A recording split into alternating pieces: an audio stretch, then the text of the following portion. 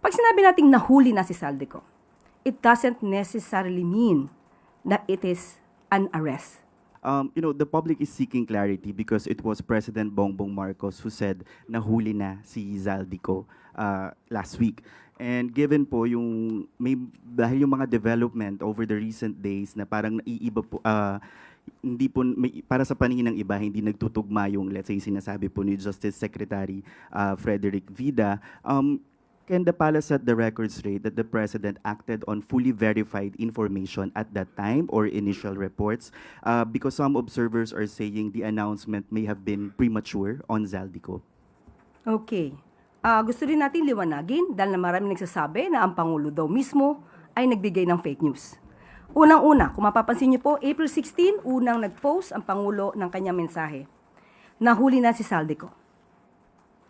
Pag sinabi nating nahuli na si Zaldico, it doesn't necessarily mean that it is an arrest. Ang nahuli na salita ay very general.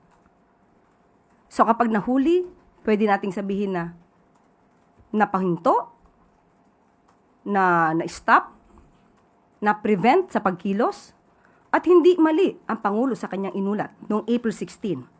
Hindi po nanggaling sa Pangulo mismo ang salitang aresto.